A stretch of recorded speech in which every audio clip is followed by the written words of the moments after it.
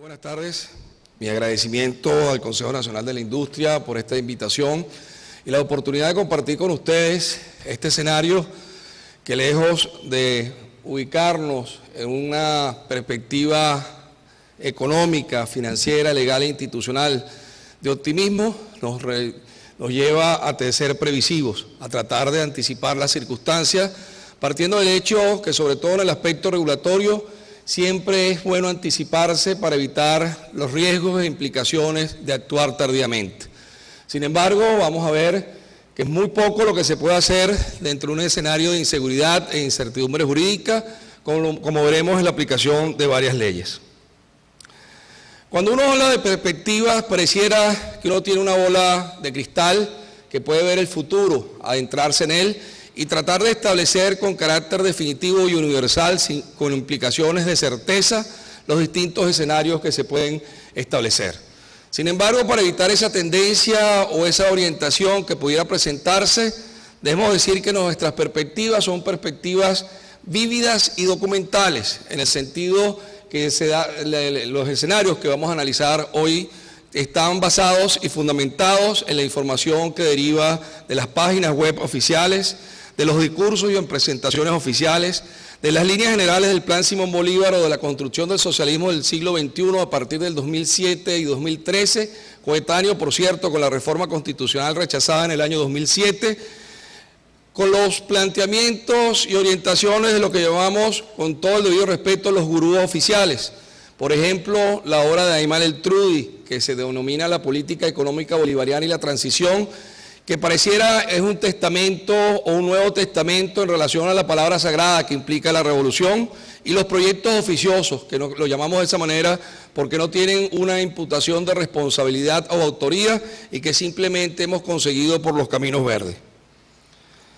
La premisa de los escenarios que vamos a analizar en la tarde del día de hoy son los siguientes. Primero, que existe un Estado comunal paralelo al Estado constitucional. El pasado diciembre, y diciembre siempre se ha caracterizado por las sorpresas que se nos dan en los últimos 13 años, sorpresas tanto desde el punto de vista institucional, político, como incluso de la misma naturaleza. Se aprobaron 5 leyes, las denominadas leyes del Estado comunal para el establecimiento de un poder popular, que en definitiva conlleva la asunción de un régimen social y económico basado en el socialismo denominado del siglo XXI. Este Estado comunal se fundamenta en la Ley Orgánica del Poder Popular, en la Ley Orgánica de Control Social, en la Ley Orgánica del Sistema Económico Comunal, en la Ley Orgánica de Planificación Social y en la Ley Orgánica de las Comunas. Leyes que fueron aprobadas con el carácter orgánico por la sencilla razón del carácter formal que implica su reforma o modificación y que lleva simple y llanamente a la necesidad de tener una mayoría calificada en la Asamblea Nacional, que en los próximos años, por lo menos en lo que se prevé hasta el momento, es imposible lograr. Este Estado constitucional, o mejor dicho, este Estado paralelo al Estado constitucional, social, democrático, de justicia y de derecho, tiene una institucionalidad propia que se ve cada día más en juego cuando se analizan las leyes aprobadas en los últimos 2 años. Se encuentra una institucionalidad con asignación de recursos que derivan del presupuesto y que en definitiva lo que busca es simple y llanamente asfixiar a los estados y a los municipios, incluyendo aquellos municipios que apoyan o sustentan la política oficial nacional. Son instituciones con recursos y además con asignaciones de competencias fundamentales y decisivas en leyes como la Ley de Costos y Precios Justos y en otras leyes donde incluso tienen potestades fiscalizadoras. Dentro de estas premisas también encontramos que los valores y principios de ese Estado constitucional, o mejor dicho, Estado comunal paralelo, solapando el Estado constitucional, se traduce esencial y fundamentalmente en un régimen económico y social donde no hay alternabilidad, donde no hay representación, donde no hay una participación seria, responsable e institucional, sino que todo se reduce a la actuación de la comuna y las denominadas instituciones del poder comunal, que responden simple y llanamente a una directriz, a la directriz de un partido, el partido de gobierno, llámese Gran Polo Patriótico, Partido Socialista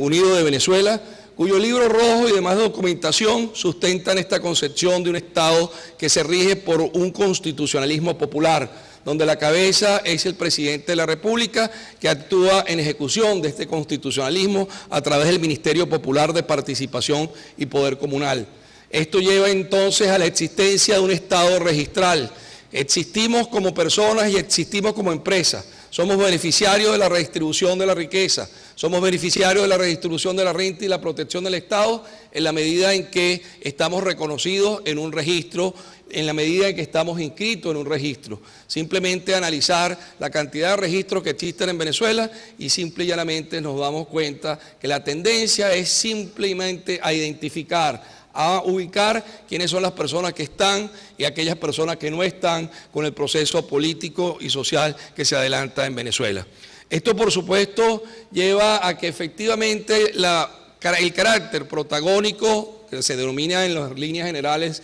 Simón Bolívar, la democracia revolucionaria, la participación centralizada de lo que es la economía a través del Estado y la forma que hemos indicado, lleva simple y llanamente a la tendencia de apoderarse de los medios de producción y los bienes de consumo y a crear todo un régimen de la propiedad comunal. Las tesis y las teorías que han orientado el proceso de establecimiento de gobiernos comunistas han llevado a la imposición de una constitución para adentrarse al apoderamiento de la institucionalidad política para luego simplemente buscar la manera de establecer las bases conceptuales del apoderamiento, de las bases conceptuales de la propiedad comunal, que lo que lleva en definitiva es al apoderamiento de la misma por parte del Estado. Si ustedes analizan la ley orgánica del Servicio Económico Comunal, prácticamente la propiedad siempre ha pertenecido al Estado, porque en cualquier momento éste puede, a través o mediante el uso de conceptos jurídicos indeterminados,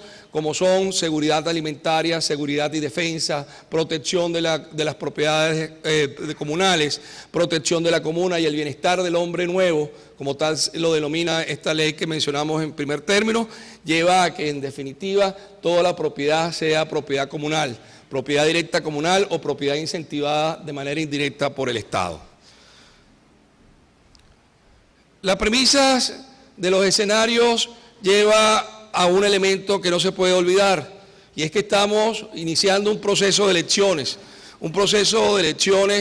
que lleva a la escogencia del presidente de la República, gobernadores y alcaldes, dentro de un escenario de institucionalidad y de normalidad que lleve en definitiva a que sea la alternancia por vía del voto y en otras circunstancias institucional la que conlleve cambios en Venezuela. Esto nos lleva a afirmar que la premisa de cualquier escenario es todo por el Estado comunal y el Estado comunal por el todo. Vamos a ver simplemente a todo el Estado comunal actuando a través de su institucionalidad en un proceso político, en un proceso eleccionario. Simplemente veamos el esquema de cómo se mantiene la parafiscalidad, que son recursos de financiamiento a instituciones de la comunidad comunal que actúan de manera directa en el esquema que hemos trazado, en las orientaciones y ejecución de la política nacional, sin intermediarios de ningún tipo, sin comunidad organizada de un tipo, salvo aquellas aceptadas por el Estado registral. Va a haber dinero en la calle, ya lo explicaba el orador anterior con la claridad y profundidad que lo caracteriza, todo lo que va a representar ese crecimiento inorgánico y toda una institucionalidad que todavía está vigente, que va a estar siendo utilizada para que conjuntamente con la comunal se logren los objetivos del Estado. El primer escenario, y es el que se está desenvolviendo en los últimos días, es la radicalización del proceso. Esto implica la profundización del Estado comunal y de las bases conceptuales, si se pueden llamar así, del socialismo del siglo XXI. El acorralamiento de las empresas a través de regulaciones, controles, impuestos, fiscalizaciones y sanciones. Esto lleva, por supuesto, a la mayor intervención del Estado, mucho más cargas tributarias. Ya hoy la prensa recoge la propuesta o la contrapropuesta del ministro de Planificación y Finanzas, donde ante la ausencia de estrategia fiscal para determinar las bases de financiamiento no tributario, de fuentes tributarios no petroleros, exhortaba más bien a los diputados a aumentar las cargas impositivas, argumentando la tesis que llamamos de Robin Hood, simplemente quitarle más a los que más tienen, porque en definitiva eso es lo que necesita el presupuesto. Llama la atención incluso el incremento y la importancia determinante que se le da a la estructura de los recursos ordinarios, la tributación de fuente no petrolera, lo cual equivale a decir que ahora el petróleo somos nosotros, el petróleo es todo y cada uno de los venezolanos ante la deficiencia, por lo menos de la nominalidad de la definición presupuestaria de lo que es el ingreso petrolero. Este primer escenario de radicalización, tomando en cuenta las documentaciones señaladas en un principio, nos va a llevar a un asistencialismo populista. Quiere decir esto que vamos a mantener las misiones y vamos a crear más misiones como las creadas, las dos últimas misiones creadas por el presidente de la República en los últimos días. Se va a combatir la inflación y la especulación. Aquí tenemos la ley más distorsiva, nociva y perversa que se ha establecido para implementar y ejecutar el régimen económico y social previsto en el Estado comunal, que es la ley de costos y precios justos. Yo quisiera hacer una salvedad, hacer una aclaratoria en torno a la vigencia de este instrumento. Siempre hemos criticado, desde que se aprobó la ley, la tendencia de algunos anclas de opinión, expertos, que dicen que esta es la misma ley de costos, precios y salarios, o la misma ley que creó la CONACOPRESA en la época del presidente Lucinchi. Son instrumentaciones erráticas de una misma política, o reflejo de una política errática ante la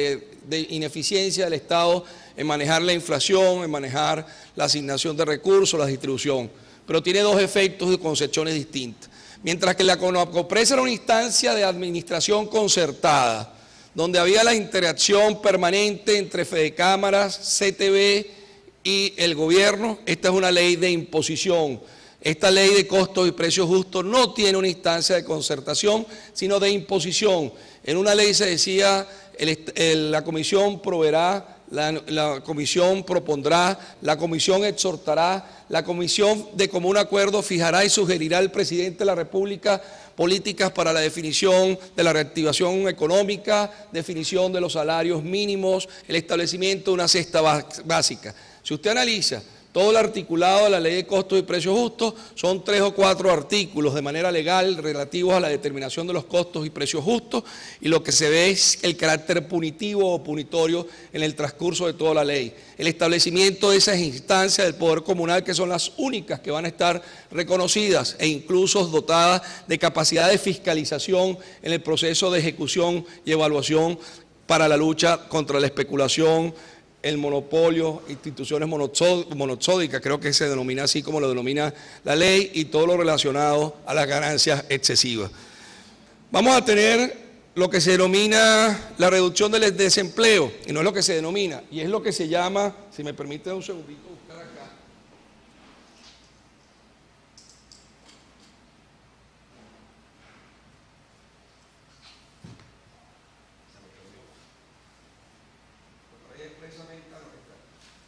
Es lo que se llama el INSES, llamamos nosotros el INSES a la calle.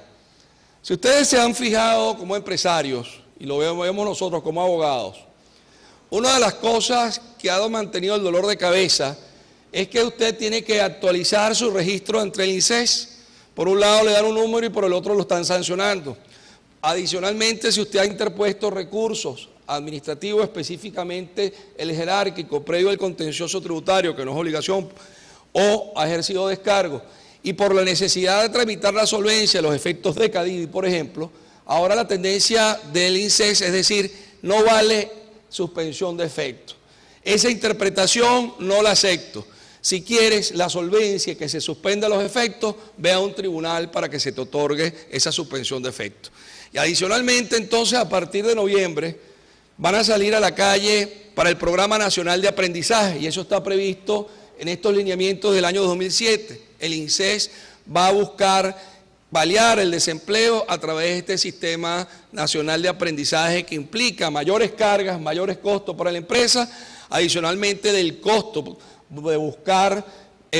aprendices que no se consiguen, y que eso representa adicionalmente una espada de Damocles sobre el cuello de las empresas, en virtud de que ya tienen determinado en el INSES todo un estoraque de las empresas tomando en cuenta cuántos aprendices tienen y cuánto es el déficit de aprendices. Y fíjense ustedes esto, al igual que lo del CENIAT, se establece clausurado por incumplimiento del Programa Nacional de Aprendices establecido en el artículo 23 de la Ley del Instituto Nacional de Cooperación Educativa Socialista, INCES. Es que adicionalmente al tema de la determinación de esta contribución para fiscal, ahora tenemos entonces este Sistema Nacional de Aprendizaje, que siempre ha existido, pero nunca bajo amenaza de cierre indefinido y todavía sin saber cuáles son los recursos necesarios para la impugnación o suspensión, y si adicionalmente existen los recursos, cuál va a ser el órgano de la jurisdicción contenciosa que nos va a dar la posibilidad de acudir o recurrir ese acto administrativo que impone ese tipo de cierre. Luego, a los fines de aprobar el ahorro interno, obviamente está todas las leyes que regulan el sistema de encaje, toda esta forma de anclaje que utiliza el Banco Central de Venezuela y que están llenas de una amplia discrecionalidad. Entiéndase la Ley Orgánica de Instituciones Financieras o Instituciones del Sector Financiero, la Ley Orgánica de Seguros y la Ley Orgánica del Sistema Financiero Nacional, así como la Ley de Mercado de Valores. Leyes que están de una abierta discrecionalidad a través de lo que llamamos nosotros, o mejor dicho, llama el legislador normas prudenciales. Si nosotros preguntamos aquí a la asistencia y la audiencia qué entendemos por normas prudenciales, cada uno de nosotros va a tener un concepto de prudencia totalmente distinto. Se promueve dentro de ese programa, se incentiva o se busca la promoción de las empresas de producción social en nuevas áreas del sector económico. Esto lleva dentro de los parámetros de la Ley Orgánica del del régimen económico comunal a la creación de empresas de producción social. Esto lo que implica, señores, simplemente más expropiaciones. Dentro del concepto marxista, y si uno va y busca la fundamentación de todas estas leyes, las expropiaciones, confiscaciones o nacionalizaciones, como se le han llamado en otros países como en Cuba y en Chile, es parte de toda la estrategia del debilitamiento de los sectores económicos para pasar al Estado, para intervenir en el Estado de manera determinante. Estímulos financieros diferenciados, esto implica más intervención del sector bancario, mayor exigencia en el sistema de gavetas, etcétera. Esta radicalización del proceso lleva más impuestos y es lo que propugna y estuvo en la Constitución del 2007 y está en los lineamientos generales del Plan Simón Bolívar, que es la configuración del sistema tributario socialista. Si ustedes analizan la obra de los que denominamos los gurús del régimen o los gurús oficiales, ven que necesitan establecer esa contraposición de un sistema tributario socialista. Vean la mención de Giordani. Hay que buscar mayor presión sobre lo que más tienen. Esto implica mayor presión a través de la creación de impuestos directos, disminución del IVA o su reducción y creación de impuestos que lleven, por ejemplo, a un impuesto cedular, que ya se viene hablando en un proyecto que hemos analizado. Se establece el proyecto que se abandonó en el año de 1966, con aumento de las alícuotas impositivas que están ahorita en máximo al 34% al 45% a nivel de algunas de las empresas y del sector financiero cercano al 60%. Es un proyecto que circuló, está circulando de manera oficiosa porque no hay un proyecto como tal, pero si se analiza está bien estructurado desde el punto de vista de lo que es la concepción de ese sistema tributario socialista, definido en lo que corresponde a lo que lleva a la imposición directa. Ya me van a... Disminución y reordenamiento del IVA. Esto, por supuesto, es el aumento de las exenciones, hay la discusión sobre la tasa efectiva del impuesto, revisión de las actividades mineras. Y si se aprueba este ordenamiento radicalizado, tal como está previsto en los documentos analizados, se tiene pendiente el impuesto al patrimonio, el impuesto a las tierras ociosas de uso urbano, el impuesto por revalorización de inmuebles por efecto de obras públicas, el impuesto a la tenencia de bienes suntuarios y servicios suntuarios, el impuesto a las instalaciones y equipos productivos sin uso por causa no justificada. Aquí vuelve otra vez la vigencia de la ley de costos y precios justos. Una de las disposiciones, además de la especulación, el acaparamiento, el aumento injustificado de precios, es determinar, y eso le corresponde a la SUNACOPRE, a la Superintendencia Nacional de Costos y Precios, determinar cuáles son las bienes, cuáles son las instalaciones que pudiendo dársele uso, no se le dan a los fines de establecer sanciones, y esto va acompañado con este impuesto mencionado. Luego tenemos la contribución de los medios de comunicación alternativos y comunitarios. Esto fundamentalmente va para ciertos sectores de la radiodifusión, de la televisión, para establecer una contribución que está prevista, por lo menos en el proyecto de ley que está aprobado en primera discusión, del 2% sobre ingresos brutos. Luego está la Ley de Cultura, que seguramente va a establecer una contribución a la cultura parecida a la que existe en otras contribuciones. La actualización del régimen de exoneraciones fiscales es una aplicación simplemente discrecional, y lo ponemos aquí en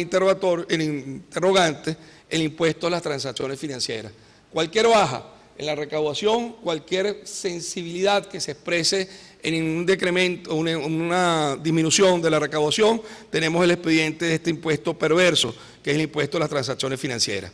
La intervención del Estado se da en otros ámbitos como la ley antimonopolio, antioligopolio y para la promoción justa. Esto va muy apareado con la ley de costos y precios justos, ley para el ahorro energético, ley del trabajo, ley orgánica de salud y sistema público nacional, también está apareado con todo el sistema de servicios médicos asistenciales y las regulaciones que están dándose en el ámbito de los precostos y precios. Y desde el punto de vista ya administrativo, vamos a encontrar lo que llamamos la callapa institucional. El SENIAT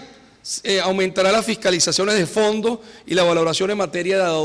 de aduanas, fiscalizaciones de IVA, y seguirán los cierres en materia de deberes formales. En materia de fiscalización de impuestos sobre la renta, encontramos costos y gastos. Esto tiene que ver otra vez con la ley de costos y precios justos, medir y establecer cuáles son los costos y la información que se dé. Recuerden que ustedes ya están prácticamente en la palestra de la visión completa de la empresa a través de las distintas informaciones que suministran ustedes en el cumplimiento de entes regulatorios u obligaciones tributarias y deberes formales. En materia de pérdidas cambiarias, a pesar de que la pérdida cambiaria es una pérdida capital perfectamente viable, con todo un esquema válido y validado en la jurisprudencia, a raíz de esta sentencia que ha mantenido en forma injusta, injustificada, sin razón alguna, algunos directores de casa de bolsa, a través de esa interpretación retroactiva, ilegal e inconstitucional que se dio a la ley de ilícitos cambiarios, las pérdidas cambiarias, considerarse los sistemas de permuta a través de títulos de interés de capital cubierto como operaciones cambiarias. Por consiguiente, entonces, además del criterio reiterado del SENIAT de rechazar las pérdidas cambiarias por razones simple y llanamente de decir que no entran dentro del concepto de deducción del impuesto sobre la renta, serán entonces rechazadas por ilegalidad en los términos que hemos indicado. También se rechazan los aportes a la empresa de producción social, prevista en la Ley de Contrataciones Públicas, rechazos a rebajas de impuestos en materia turística y naviera, no obstante ser actividades prioritarias, estratégicas, y que existe toda una normativa que incentiva estos sectores básicos y esenciales que generan y multiplican trabajo, que generan valor agregado nacional, pero sin embargo por un criterio y un prurito de naturaleza administrativa y recaudatoria funcionalista se vienen rechazando. Precios de transferencia, si ustedes analizan y si tuviésemos más tiempo, ven los cuestionarios que está haciendo el SENIAT en materia de precios de transferencia, van tras la estructura, forma accionaria, participación accionaria, mecanismo de definición de precios, mecanismo de bonificaciones o deducciones por pronto pago, volumen o deducciones funcionales, van tras la forma de integración de precios o disminuciones, facturaciones o subfacturaciones en aduanas, y lo están fiscalizando, y esa información automáticamente dentro del Sistema Nacional de Información de Costos y Precios o SINAICOPRE va a interactuar SENIAT, CADIVI y la Administración Tributaria. En la nueva parafiscalidad encontramos toda esta serie de contribuciones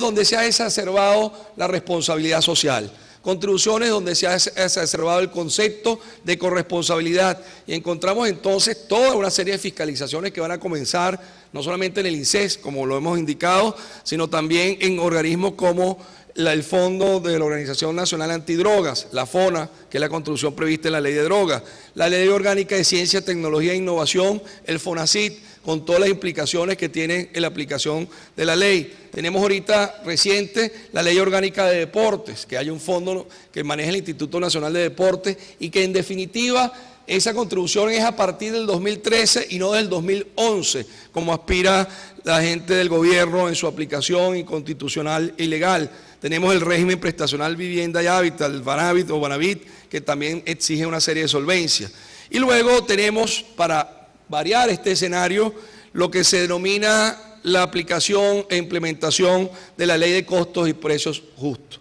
La SUNACOPRE va a ser la verdadera súper. En la tapa del frasco de toda esta estructura de Estado que estamos mencionando, van a venir inspecciones y fiscalizaciones, cierres de establecimientos, multas, comisos, inhabilitaciones y suspensión de licencia. Es la reacción frente a la improvisación, es la reacción frente a la imposibilidad de ejecutar, por lo menos en principio, los efectos de la ley o los objetivos de la ley. Esta es una ley imposible, cree uno, de ejecutar, a pesar de que hay toda una amalgama institucional, y simplemente hago la mención siguiente. Preguntaba en estos días a una periodista, bueno, es que no veo en la ley de presupuesto nada de asignación presupuestaria para la superintendencia. Le digo, muy sencillo, todos esos reales van a salir del dinero que pagan los empresarios, que paga la empresa venezolana al FONACIT. Porque todo ese sistema, el SINACOPRE, que requiere de una información de tecnología de punta, de primera, ese dinero va a salir de esos fondos, entonces no hace falta. Simple y llanamente usted paga y automáticamente cuando usted vaya con su proyectico debajo del brazo, le va a decir, ese proyecto me parece muy interesante,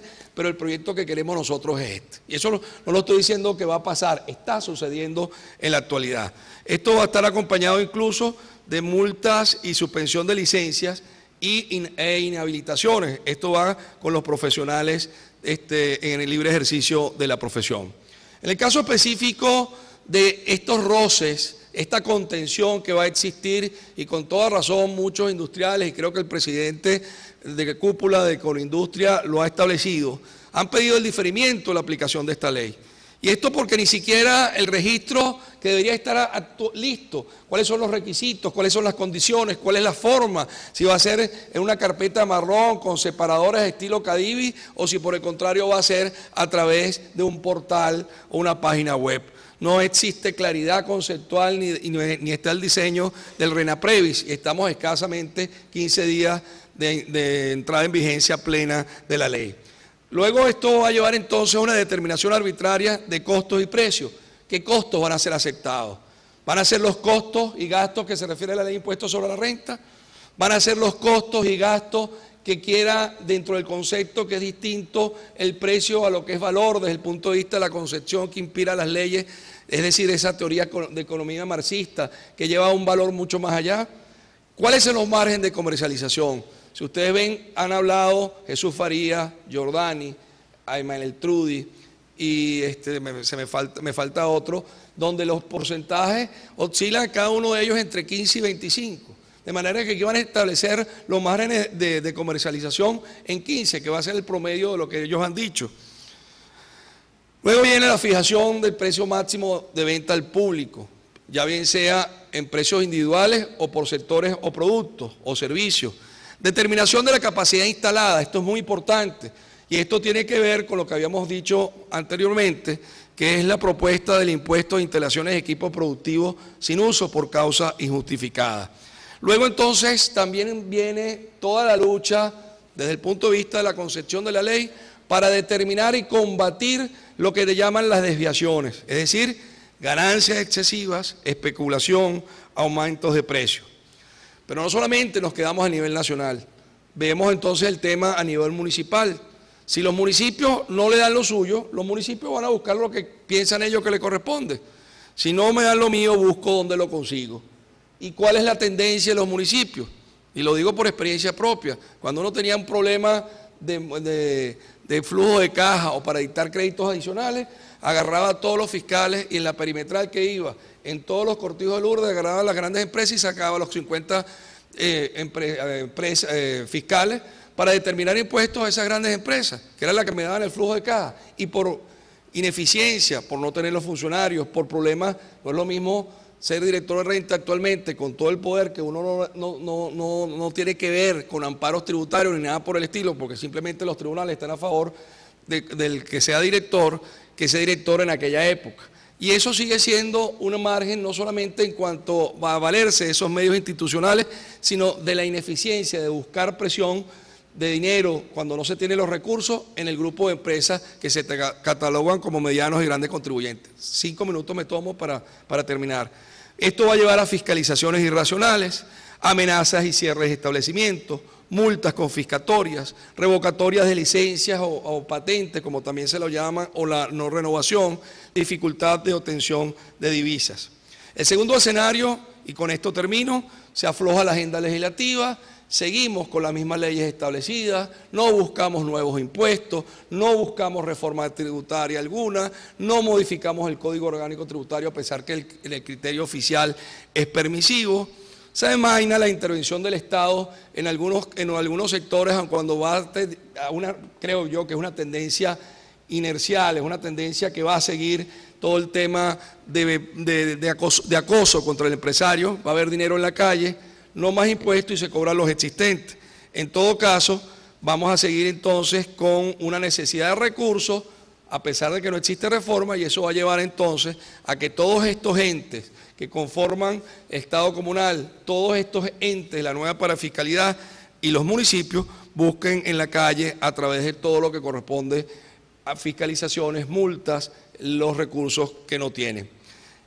Recuerden ustedes que estos dineros no entran dentro de la Tesorería Nacional y entonces es muy fácil utilizar todas las contribuciones parafiscales que existen, y aquí me quedan varias en el tintero, para financiar actividad pública distinta a lo que es la prestación de servicios. Luego entonces hay un gran reto dentro de un nuevo escenario, ya sea la radicalización o el escenario flexible propio electoral, que va a ser la implementación de la Ley de Costos y Precios Justos y la callapa institucional. Con esto, simple y llanamente, queremos decir que el aspecto legal, tributario y regulatorio es una constante. Venderles la idea a ustedes en el sentido de preocuparlos para que no incentivarlos para que no se preocupen, sino que se ocupen para hacer frente a todo lo que son las exigencias de una ley de costos y precios justos. Esta es una ley que se las trae, esta es una ley perversa, esta es una ley que uno piensa que simple y llanamente es una amenaza y un elemento de intimidación, pero va a tener un efecto real, no solamente de la inhibición, sino de la actuación limitante y asfixiante con el sector privado, sobre todo que hay una maraña institucional que está la SUNACOPRE, el SEINACOPRE, el RENAPREVIS, todos los ministerios del Poder Popular apoyados en las Fuerzas Armadas Nacionales Bolivarianas, en las Policías Nacional y la Policía Municipal, amén de las instituciones del Estado comunal. Muchísimas gracias.